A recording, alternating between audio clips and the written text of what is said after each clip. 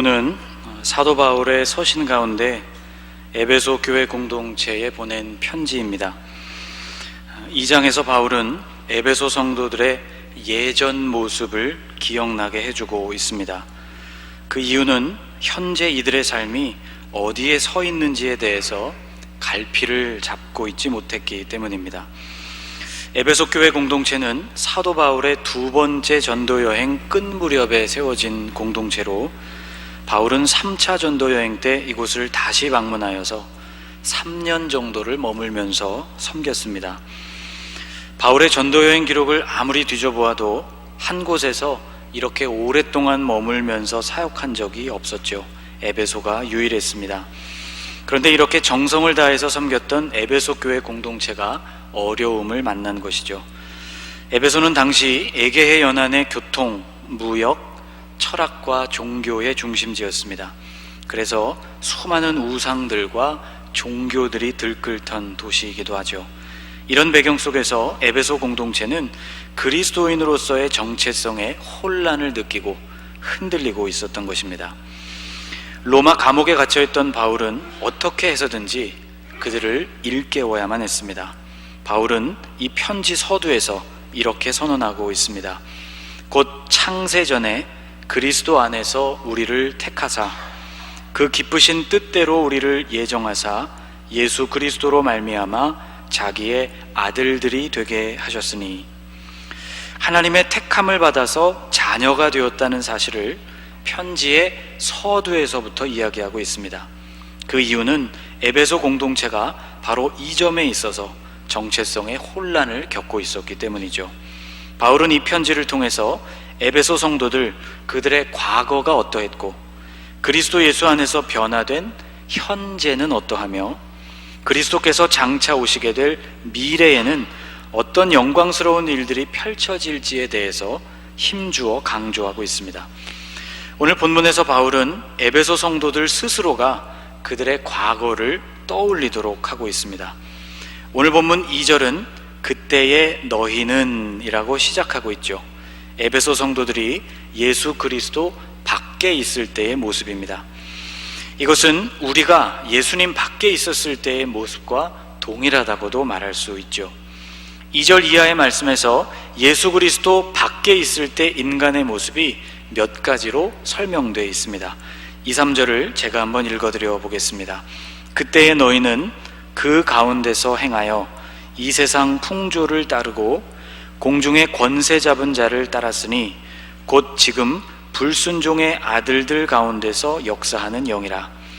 전에는 우리도 다 그 가운데서 우리 육체의 욕심을 따라 지내며 육체와 마음에 원하는 것을 하여 다른 이들과 같이 본질상 진노의 자녀이었더니, 예수 그리스도 밖에 있을 때 인간은 이 세상의 풍조를 따랐다고 했습니다.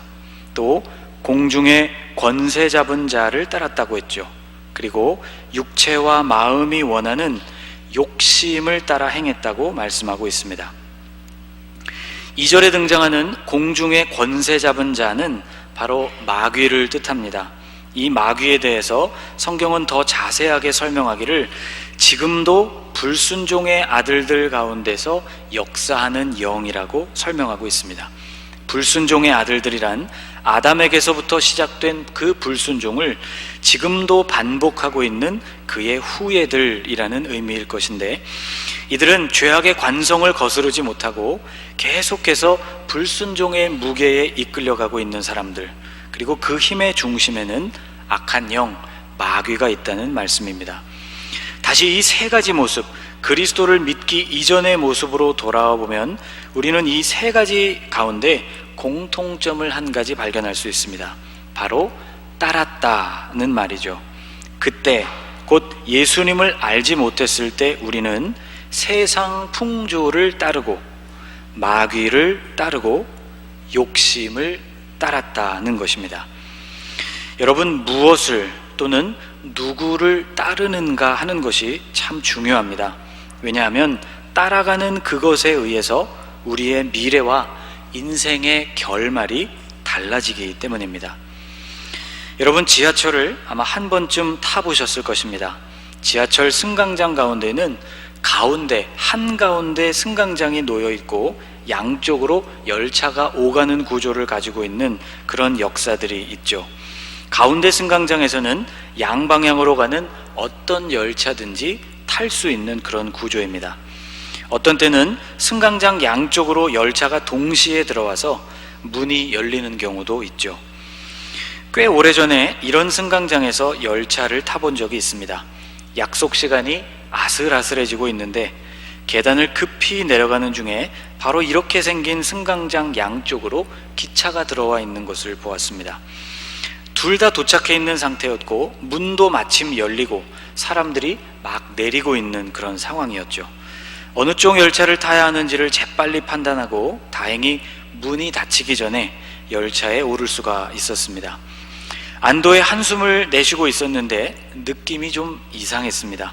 안내방송에서 다음 역이 어딘지를 알려줄 때쯤 내가 열차를 잘못 탔구나 하는 사실을 깨닫게 되었죠. 한 정거장을 잘못 갔을 뿐인데 되돌아오는 데는 그보다 몇 배의 시간이 걸렸던 것을 기억합니다. 만약 열차를 잘못 탔다는 사실을 계속 깨닫지 못했다면 아마 저는 영 엉뚱한 곳에서 내리게 되었을 것이 분명합니다. 여러분, 열차만 잘못 타도 이 정도로 곤란합니다. 우리의 인생에서 잘못된 방향을 선택하고 잘못된 인도를 받아서 그것을 따른다는 것은 이것과는 비교할 수 없는 불행한 결과를 우리에게 안겨줍니다. 우리의 인생이 이 세상 풍조라는 열차에 오르게 되고 공중의 권세 잡은 자의 열차에 오르게 되고 육체와 마음이 원하는 욕심이라는 열차에 오르게 되면 어디에 도착하게 되는가에 대해서 오늘 성경은 우리에게 분명하게 말씀해주고 있습니다. 첫 번째로 우리는 허물과 죄라는 역에 도착한다고 말씀했습니다. 1절 말씀에 허물과 죄로 죽었던 너희라는 표현이 나오죠. 세상, 마귀, 욕심을 따르게 된 결과는 허물이요 죄라는 말씀입니다. 죄라는 말, 헬라어로 하마르티아라고 말하는 이 단어는 원래 관역에서부터 벗어난 상태를 의미하는 단어라 여러 번 여러분에게 설명을 드린 것 같습니다. 그러므로 성경이 말하고 있는 죄란 본래의 목적, 곧 창조를 통해서 하나님께서 의도하신 본래의 목표, 그 목표에서 벗어나 있는 상태를 말합니다. 자막이 어딘가 지금 끊어져 있는 것 같은데요. 빨리 복구를 해주시면 고맙겠습니다. 관역에서 어긋난 화살을 빗나간 화살이라고 말하죠. 그리고 선로를 어긋난 기차를 탈선한 기차라고 말합니다.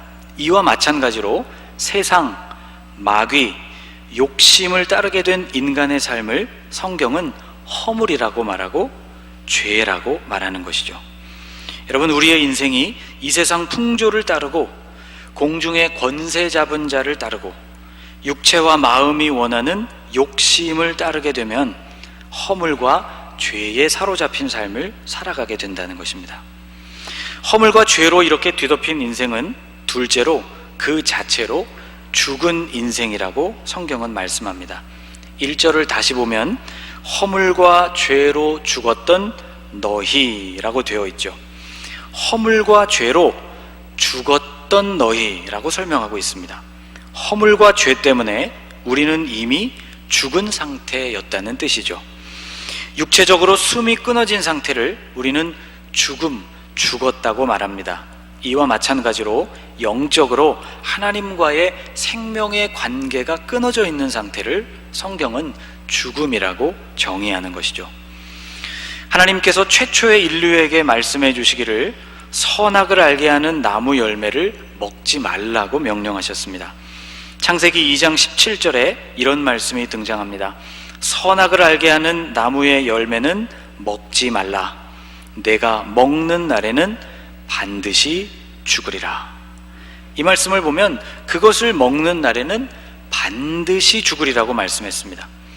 그런데 여러분이 잘 아시는 대로 이 열매를 먹은 날에도 아담과 하와는 여전히 살아남았죠.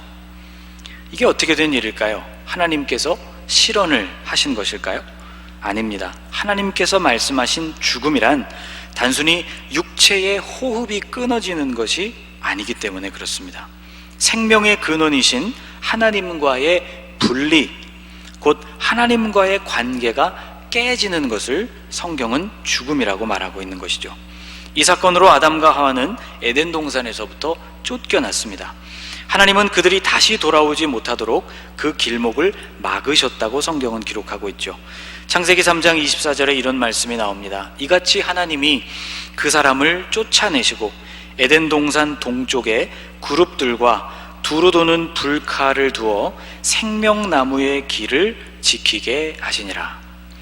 다시는 에덴으로 돌아갈 수 없는 하나님과의 분리, 이것이 바로 죄가 가지는 힘이자 고통스러운 인생의 결말이라고 말할 수 있습니다. 십자가를 앞에 두신 예수님께서 그처럼 괴로워하신 이유도 바로 여기에 있죠. 마태복음 26장에서 주님이 이렇게 말씀하셨습니다. 내 마음이 매우 고민하여 죽게 되었으니 너희는 여기 머물러 나와 함께 깨어 있으라 하시고, 예수님은 하나님의 영광의 광채이시고 그 본체의 형상이셨습니다. 말씀으로 만물을 붙드시는 분, 죄를 정결하게 하시는 일을 하시는 분, 지극히 높이 계신 분의 우편에 앉으신 분이라고 성경은 말씀하죠. 예수님의 자리는 바로 이런 자리였습니다. 높고 거룩한 자리. 인간의 죄를 대신 지신다는 것은 이런 예수님께서 그 죄의 결과로 하나님 아버지에게서부터 떨어져 나간다는 것을 의미했습니다. 예수님에게는 이것이 가장 피하고 싶은 일이었던 것이죠. 여러분, 우리의 인생이 이 세상 풍조를 따르고 공중의 권세 잡은 자를 따르고 육체와 마음이 원하는 욕심을 따르게 될 때 우리의 삶은 그 자체로 하나님과 분리되어 있는 죽음의 상태입니다. 셋째, 세상, 마귀, 욕심을 따르게 된 인간의 삶은 하나님의 진노 아래에 있게 된다고 성경은 우리에게 가르쳐 줍니다. 3절 말씀을 한 번 더 같이 읽어볼까요? 전에는 우리도 다 그 가운데서 우리 육체의 욕심을 따라 지내며 육체와 마음에 원하는 것을 하여 다른 이들과 같이 본질상 진노의 자녀이었더니, 여기 보면 본질상 진노의 자녀라는 표현이 나옵니다. 그 본질이 변하지 않고 그 본질을 가릴 수도 없다는 의미로 해석되죠. 다시 말씀드리면 우리 인생을 어떤 모양으로 포장하든, 우리의 인생을 어떤 형태로 치장하든 하나님의 진노를 피할 수 없다는 의미입니다. 이 세상 풍조를 따르는 사람, 공중의 권세 잡은 자를 따르는 사람, 육체와 마음이 원하는 욕심을 따르는 사람, 그 사람의 삶은 겉으로 보기에 아무리 화려하고 아무리 좋아 보여도 결국 하나님의 진노 아래에 있는 삶이라는 말씀이죠. 하나님의 인정과 축복이 아니라 하나님의 진노 아래에 있는 삶은 대단히 어둡고 두렵고 비참한 삶이라고 할 수 있습니다. 여러분, 우리의 인생이 이 세상 풍조를 따르고 공중의 권세 잡은 자를 따르고 육체와 마음이 원하는 욕심을 따르게 될 때 우리는 하나님의 진노 아래에 있게 됩니다. 이런 상태는 어떤 특정한 사람에게만 해당되는 상태가 아닙니다. 최초의 사람이었던 아담이 실패한 이후로 그 후에 태어난 모든 사람들은 하나님과의 관계가 이미 틀어진 상태에서 세상에 놓이게 된 것이죠. 이렇게 틀어진 관계는 인간 편에서 해결이 불가능합니다. 종교적으로 혹은 철학적으로 여러 가지 시도들이 있었지만 이 관계가 온전히 회복되었다는 것을 선언하는 것은 인간이 아니라 하나님 편에서 이루어져야 하는 일이기 때문에 그렇습니다. 이렇게 분리된 관계를 해결하러 오신 분이 바로 예수님이십니다. 예수님은 당신의 생명을 버리심으로 이 관계를 다시 회복시켜 주셨습니다. 구약시대에 인간의 죄를 대신하여서 동물이 죽임을 당하고 하나님과 인간을 임시적이긴 했지만 연결해 주었던 것과 같이 예수님은 인간의 죄를 대신하는 대속 제물이 되셔서 하나님과 우리 인간을 온전하게 연결해 주신 분이십니다. 예수님은 당신의 죽음으로 아담으로부터 시작된 불순종, 허물 그리고 죄의 값을 치르셨습니다. 육체의 죽음을 통해서 우리에게 생명을 주셨고, 하나님과 당신이 분리되는 영적인 단절을 통해서 우리가 다시 하나님과 연결될 수 있는 길을 열어주신 것이죠. 앞서 하나님과의 관계가 틀어진 인간의 존재를 열차에 대한 비유로 여러분에게 설명을 해드렸는데, 그것에 이어서 설명을 드리자면 예수님은 영원한 죽음과 하나님의 진노 아래로 향해 가는 이 열차의 선로를 당신의 죽음으로써 바꾸어 주신 분이라고 설명할 수 있을 것입니다. 여러분, 열차 여행을 하시면서 아마 이렇게 생긴 장치를 보신 일이 있을 것입니다. 열차의 선로를 바꿔주는 선로 전환기라고 불리우는 장치이죠. 선로를 붙이거나 혹은 떼어 놓음으로써 기차가 가는 길이 달라지게 됩니다. 예수님은 당신의 죽음으로 우리 인생의 목적지를 바꾸어 주셨습니다. 우리가 죽어야 할 자리에서 대신 죽임을 당하신 예수님은 당신이 부활하실 때 그 자리, 죽음의 자리에 있던 우리도 함께 일으켜 올리셨다고 오늘 본문은 증거합니다. 5절에 이렇게 설명하고 있죠. 허물로 죽은 우리를 그리스도와 함께 살리셨고. 예수님은 여기서 그치지 않으시고 죽음에서부터 일으킨 우리를 당신이 올라가신 하늘 그 자리까지 끌어올려 주셨습니다. 6절은 이렇게 이어지죠. 또 함께 일으키사 그리스도 예수 안에서 함께 하늘에 앉히시니. 당신의 보좌에 우리도 함께 앉는 영광을 허락해 주신 것입니다. 창조주 하나님께서 당신에게 등을 돌려버린 사람들을 찾아오셔서 그들의 죄를 대신해 죽으셨을 뿐만 아니라 다시 살아나셔서 그 영광의 자리로 되돌아가실 때 혼자 가지 않으시고 당신의 사람들을 모두 이끌고 가시는 이런 놀라운 혜택을 여러분, 우리가 무엇이라고 설명할 수 있을까요? 성경은 이것을 줄여서 표현했습니다. 이것을 한마디로 줄여서 표현하고 있는 것이 바로 은혜라는 말입니다. 측량할 수도 없고 갚을 수도 없는 우리를 향해 주어진 무한한 사랑과 하나님의 긍휼을 일컫는 말이 바로 은혜라는 말입니다. 이 은혜의 정도는 말로는 표현하기가 참 어렵습니다. 그래서 7절에서 사도 바울은 그 은혜의 지극히 풍성함이라고 표현했습니다. 이는 그리스도 예수 안에서 우리에게 자비하심으로써 그 은혜의 지극히 풍성함을 오는 여러 세대에 나타내려 하심이라. 사랑하는 여러분, 우리는 이런 은혜를 받은 사람들입니다. 놀랍게도 이렇게 놀라운 은혜를 받는 데 있어서 우리 자신이 한 일이라고는 하나도 없습니다. 9절에서 이렇게 말씀했습니다. 행위에서 난 것이 아니니 이는 누구든지 자랑하지 못하게 함이라. 우리가 누리는 이 구원은 우리의 행위를 통해서 우리 스스로 얻은 것이 아니라는 뜻입니다. 그것은 예수님께서 우리를 위해 그런 일을 하셨다는 것, 우리가 그것을 입술과 마음으로 시인하는 일, 곧 믿음으로 말미암아서 그 구원이 이루어진다는 것이죠. 8절에 이렇게 말씀합니다. 너희는 그 은혜에 의하여 믿음으로 말미암아 구원을 받았으니 이것은 너희에게서 난 것이 아니요 하나님의 선물이라. 여러분, 이렇게 구원을 얻었으니 우리 안에는 하나님께 대하여서 전혀 자랑할 것이 없습니다. 구원은 우리에게 선물처럼 주어졌습니다. 우리 자신의 구원을 위해서 우리 자신이 한 일이라고는 예수님이 하신 그 일을 믿는 것뿐이었지만, 이로 말미암아 하나님이 우리에게 주신 그 은혜의 풍성함은 조금도 줄어들지 않았습니다. 과거에 우리는 이 세상 풍조를 따르고 공중의 권세 잡은 자를 따르고 육체와 마음이 원하던 욕심을 따르던 존재였습니다. 허물과 죄로 둘러싸여서 그 자체로 죽음에 있었고 하나님의 진노 아래에 있던 사람들이었습니다. 그러나 현재의 우리는 긍휼이 풍성하신 이 하나님의 큰 사랑 때문에 보내신 예수 그리스도의 죽으심과 부활을 통해서 하늘에 속한 모든 신령한 복을 받는 존귀한 존재가 된 것이죠. 미래의 우리는 어떻습니까? 마지막 날 우리는 하나님의 보좌 앞에서 영원히 머물고 영원히 살게 될 존재들입니다.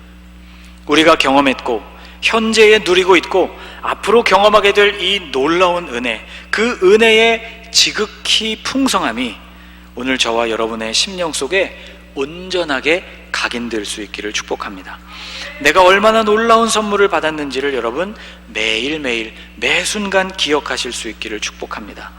그리고 그 은혜를 힘입어서 오늘 10절이 말씀하는 것과 같이 주님이 기뻐하시는 선한 일들을 넉넉히 감당하는 그런 믿음의 계절을 살아가시는 여러분들이 되시기를 주님의 이름으로 축복합니다. 우리 10절 말씀을 함께 읽고 기도하겠습니다.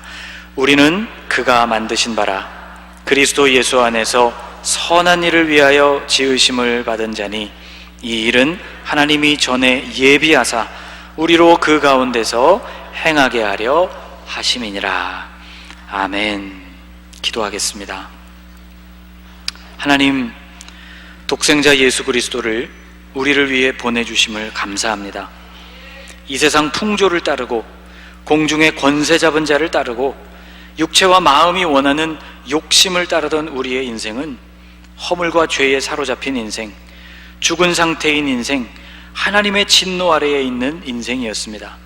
그러나 긍휼이 풍성하신 하나님의 그 큰 사랑이 아들 예수 그리스도를 우리에게 보내주셨고 이 예수님의 죽으심과 부활을 통해 우리가 하늘에 속한 신령한 복을 받는 존귀한 존재가 되었습니다. 이 은혜의 지극히 풍성함을 하나님 감사하고 찬양합니다. 그 은혜의 지극히 풍성함을 우리가 당연히 여기며 살아가지 않게 하시고 매일 감사하고 매 순간 찬양하면서 살게 하여 주옵소서. 이 은혜를 힘입어 우리가 만나는 어려움과 연단도 넉넉히 이기게 하시고 주님이 예비하신 선한 일에도 아름답게 쓰임받는 복된 인생이 되게 해 주옵소서. 예수님의 이름으로 기도하옵나이다. 아멘.